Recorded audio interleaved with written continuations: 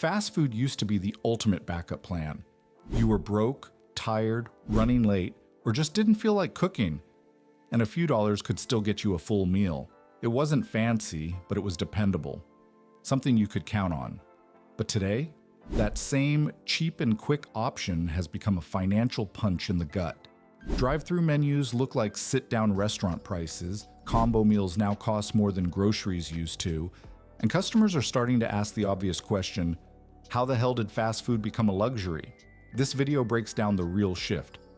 Not just inflation, not just corporate greed, but a total collapse in what fast food used to represent for Americans.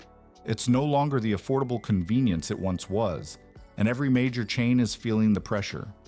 Some are raising prices, some are shrinking portions, and some are pretending to be premium to justify the cost. But one thing's clear, the old fast food world is gone and it's not coming back. Here are 10 reasons fast food has become shockingly expensive in America, and why people are finally pushing back. 10. Fast food is now priced like a real restaurant. Walk into any major fast food chain today, and you'll immediately notice something off. The menu prices look like something you'd expect from a casual restaurant, not a drive-through window. $10, $12, $14 for a basic combo. There was a time when fast food meant value. You weren't paying for experience, service, or quality. You were paying for convenience and consistency. But over the last few years, the price gap between fast food and sit-down dining has practically vanished. The main driver, costs surged across the entire industry. Wages, equipment, insurance, ingredients, utilities. But instead of adjusting intelligently, fast food chains took the lazy route and stacked the entire burden on customers. Meanwhile, the food hasn't improved. The service hasn't improved. If anything, both have gotten worse. Customers would tolerate higher prices if they were getting better quality or a better experience. But paying restaurant-level prices for smaller portions, slower service, and questionable consistency, people feel ripped off, and they're right. And then there's the psychological shift. When a family of 4 realizes McDonald's costs the same as Applebee's, they start choosing the real restaurant. When a worker realizes lunch at Wendy's is the same price as cooking at home for 2 days, they change habits. The result? Fast food chains lose the one advantage they always had. They were the cheap option. Now they're not cheap, not special, not premium, and not impressive. They're stuck in a dead zone. Too expensive to be fast food, too low quality to be a real restaurant. And when that happens, consumers simply walk away. 9. Shrinkflation. Pay more, get less. If the price hikes weren't insulting enough, shrinkflation pushed people over the edge. You've seen it. The burgers look thinner, the fries feel lighter, the drinks are smaller, and the large barely looks medium anymore. Chains deny it, but everyone with eyes knows what's happening. They're reducing portion sizes while charging more, hoping customers won't notice. The problem? People did notice, immediately. Shrinkflation destroys trust. Customers feel cheated when they pay full price for something that looks like a kid's meal. And unlike supermarkets where shrinkflation can be subtle, fast food shrinkflation hits you right in the face. You open the bag and think, this is it? This is $12? Chains use every excuse.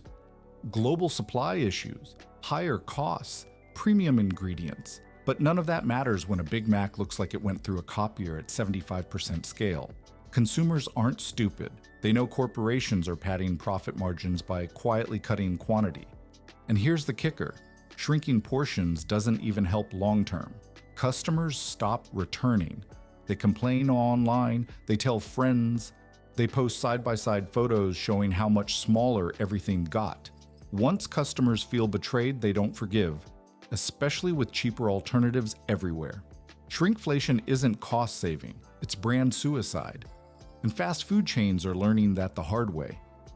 8. Drive-through. Fast food used to be simple. You saw the price, you paid the price. Now, you're hit with a dozen hidden fees before you even take your first bite. Service fee, order processing fee, digital convenience fee, even bag fees in some states. And the most ridiculous one of all, restaurants adding a labor surcharge because they refuse to raise menu prices directly. Customers aren't dumb. They know these fees are nothing but corporate tricks to hide the real cost. It's the airline pricing model stuffed into a burger wrapper. The price on the menu is no longer the price at checkout, and that destroys trust instantly. Then add third-party apps like DoorDash and Uber Eats. If you dare to order fast food through delivery, your $9 meal easily becomes $22 after fees, delivery surcharges, inflated menu pricing, and forced tipping. Fast food chains love this because it lets them mark up prices without taking the blame. The delivery apps become the villain while the restaurant collects the profit. But customers are no longer falling for it. They're screenshotting receipts, posting videos, and calling out the nonsense. And the more people expose these fee traps, the angrier the public gets. When consumers start calculating whether a full grocery trip costs the same as 2 fast food combos, the industry has a serious problem. These fees are a final insult, proof that fast food chains want restaurant-level income without offering restaurant-level service. And in a recession, customers won't tolerate that for long. Number 7, worker shortages. Here's the truth. You can't charge premium prices and run a restaurant with skeleton staffing. But that's exactly what the fast food industry is doing. Most chains today are severely understaffed. Some shifts run with 2 people when they need 6. And customers feel it immediately. Longer lines, longer wait times, sloppy food, wrong orders, dirty tables, closed dining rooms, drive-through only. All because companies don't want to hire enough workers or pay enough to keep them. The companies blame labor shortages. But that's only half the story. The real issue is simple. Fast food jobs pay too little for what workers are expected to handle. Non-stop rushes, angry customers, impossible speed expectations, unpredictable schedules, all for wages that barely cover rent. People walked away, and they're not coming back. Instead of fixing the problem, corporations doubled down with automation, AI drive-through bots, and labor optimization software that cuts hours whenever possible. That might save them money on paper, but it destroys the customer experience. A burger served 20 minutes late tastes like regret, not value. And when you combine high prices with slow service, customers just stop showing up. If they're paying restaurant-level money anyway, they'd rather go somewhere with actual service. Or they cook at home. Worker shortages exposed a brutal truth. Fast food was never designed to be expensive. It only worked when it was cheap, fast, and consistent. Take away speed and consistency, and all that's left is overpriced disappointment, and customers are fed up. 6. Quality has dropped, but prices keep rising. The biggest slap in the face? As prices skyrocket, quality keeps dropping. Anyone who's been eating fast food for more than 10 years knows it. Burgers are thinner, chicken is greasier, fries get cold faster, ingredients taste cheaper, and the portion cuts are obvious. Sandwiches look deflated, nuggets shrink, even the buns feel smaller. Fast food chains deny it, but customers know the truth. The food isn't what it used to be. Why? Because corporations are obsessed with cost cutting. They chase profit margins like addicts. If switching to cheaper ingredients saves 2 cents per burger, they'll do it without blinking. If reducing sauce or thinning out patties boosts quarterly earnings by 0.3%, they'll celebrate like they reinvented the economy. But customers aren't fools. They know when the product tastes worse. And once you lose taste loyalty, you're finished. There's also a cultural shift happening. Americans today are far more aware of what they eat. They read labels, they compare calories, they watch food influencer breakdowns. And when those influencers show how your premium chicken sandwich is actually pre-cooked frozen meat full of additives, your brand credibility collapses fast. So here's the breakdown. High prices plus declining quality equals customer rebellion. People don't mind paying more for better food. Chipotle proved that. Chick-fil-A proved that. Local restaurants prove that every day. But paying more for worse quality? That's an insult. And Americans aren't swallowing it anymore. Literally. Fast food chains chose short-term profits over long-term loyalty. And now the bill has arrived. 5. The rise of fake value meals. The biggest betrayal in fast food today is the value meal scam. These used to be the heart of the industry. Affordable combos that made sense for families, teens, workers, and anyone on a budget. But now, value meals are nothing more than overpriced bundles disguised as deals. Chains slap the word value on meals that cost $12, $15, even $18. That's not value. That's robbery with branding. Customers check the menu and immediately notice that the combo doesn't save them anything. In some cases, ordering a la carte is cheaper than the supposed deal. That's how far the illusion has fallen. And corporations know exactly what they're doing. They rely on psychological pricing to trick people. They expect customers to think, oh, a meal combo must be cheaper, even when it isn't. But here's the problem. People are paying attention now. Social media is full of customers comparing old menus to new ones, exposing the scam. Once the illusion breaks, trust disappears. Another issue is downsizing. Small drinks that are basically kids' cups, fries that barely cover the bottom of the container, burgers that look like they've been stepped on. Fast food chains shrink everything, then raise the price of the meal anyway. You can't fool customers forever. Not when inflation has turned everyone into amateur accountants. People are calculating cost per calorie, cost per meal, and cost per family order.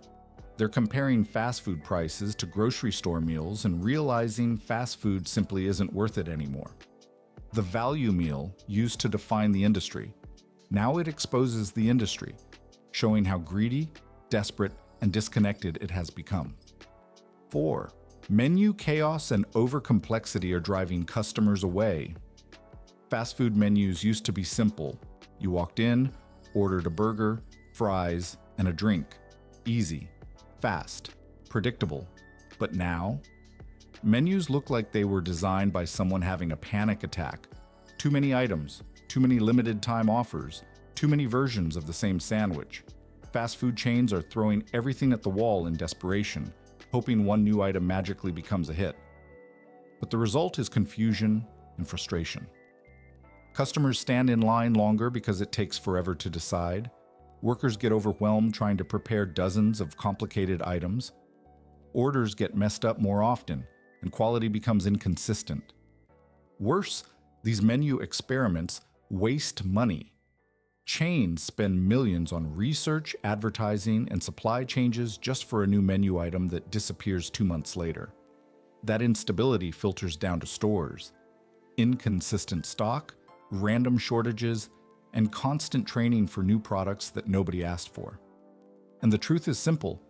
The more complicated a fast food kitchen gets, the worse the service becomes. These places were built for speed and repetition, not gourmet experiments. When you mix in low staffing, inexperienced workers, and corporate pressure, the chaos multiplies. Customers want reliability. They want the McDonald's burger to taste the same in every location. They want the item to actually exist when they order it. They want fewer gimmicks and more consistency. But fast food chains seem addicted to chaos. They think constant new items show innovation, when really it just shows panic. And customers are tired of navigating menus that look like restaurant Frankenstein monsters. Simplicity wins. Complexity kills. Fast food forgot that, and it's paying the price. 3. Portion shrinking is making customers feel cheated. Shrinkflation has hit every industry, but in fast food, it's the most obvious and the most insulting. Customers aren't stupid. They can see the difference with their own eyes. Burgers used to fill the wrapper. Now they rattle around inside it. Nuggets used to be chunky. Now they look like flattened snacks. Fries used to overflow the container. Now there's more cardboard than food. People feel cheated because they are being cheated. Corporate executives call this strategic portion alignment. Customers call it what it really is, ripping people off. The worst part? Prices went up while portions went down. That double punch destroyed trust instantly. Families feel it the most. Feeding a family of 4 at a fast food place used to be cheap. Now it can cost $40 to $55 for portions that barely satisfy one adult. Parents notice it. Teenagers notice it. Everyone notices it. And once a customer loses trust, it's almost impossible to win them back. Shrinkflation sends a message. We think you won't notice, but customers do notice. And once they feel insulted, they don't return. Fast food was supposed to offer abundance at a cheap price. Now it offers scarcity at a premium price. That's why people are cooking at home more, buying frozen meals, or switching to grocery store hot bars instead. Shrinkflation didn't just reduce portion sizes, It reduced customer loyalty. 2. Fast food is no longer a cheap option. It's become a luxury for many. For decades, fast food was the fallback option for broke students, busy parents, and workers stretching every dollar. But today, many Americans treat fast food like a once-a-month splurge because the prices have exploded beyond reason. A single combo meal at most major chains costs $11 to $15. A family of 4 easily hits $45 to $60. That's half a tank of gas. That's a full grocery trip. That's 1 hour of take-home pay for millions of workers. The whole purpose of fast food, cheap, predictable, accessible, is gone. Middle-class families feel the pain. Low-income families are locked out completely. Even teenagers, once the backbone of fast food culture, now choose convenience stores instead because it's cheaper. This shift is deadly for fast food chains. You can't lose your original customer base and expect to survive. And when the economy gets worse, which it is, fast food won't just slow down. It will collapse in specific regions entirely. Chains wanted to premiumize everything. They wanted to compete with full-service restaurants. They wanted bigger profits per customer. And yes, it worked for a while, until customers finally said no more. Now the industry is in a corner. They priced themselves out of their own market. They alienated the very people who made them rich. And they transformed a budget meal into something unaffordable for millions. Fast food isn't cheap food anymore. It's expensive junk food, and customers know it. 1. Americans are waking up, and they're done getting scammed. Here's the simple truth. Fast food is collapsing because Americans finally woke up to how bad the deal has become. The magic is gone. The illusion is broken. And once people realize they're being taken advantage of, they walk away. For years, chains relied on a tired formula. Raise prices, shrink portions, cheapen ingredients, cut staff, add fees, and hope the customer doesn't notice. But 2023 to 2025 changed everything. Inflation forced people to actually look at receipts, compare prices, and budget with precision. Now customers are calling out the nonsense. $18 meals, $4 fries, dry burgers, ice-filled drinks, chaotic service, dirty dining rooms, tiny portions, hidden fees. Poor quality people see it. People talk about it. People film it, and they're done tolerating it. Fast food chains believed customers would always come back because they always did in the past. But this time is different. This time, families are cutting back. Students are cutting back. Workers are cutting back. Even teenagers, the last line of defense, are buying snacks instead of meals. When an entire country realizes it's being ripped off, the business model collapses. And that's exactly what's happening. Fast food isn't dying because of one single reason. It's dying because the trust that held the whole industry together has been destroyed piece by piece, dollar by dollar, bad experience by bad experience.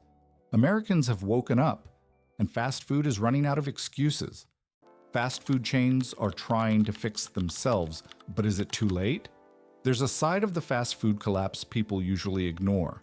These chains know they're in trouble, and they're scrambling to reinvent themselves before the next recession finishes them off. The problem? Most of these solutions look good on paper, but barely move the needle in real life. Let's break down what they're actually trying, and why it might not save them. First, chains are pushing aggressive value menus again. They cut portions, dropped quality, and raised prices for years. Now customers are snapping back. To stop the bleeding, brands are rolling out $5 boxes, limited time deals, and bundle offers. It's a desperate attempt to win back people who are sick of paying $16 for a combo meal. But even with discounts, many customers still feel the food isn't worth the money. Second, they're redesigning stores to cut costs.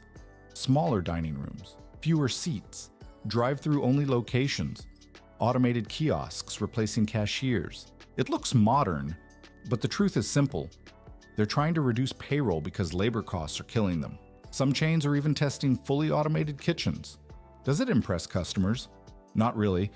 People want better food, not fancier screens. Third, they're trying to look healthier.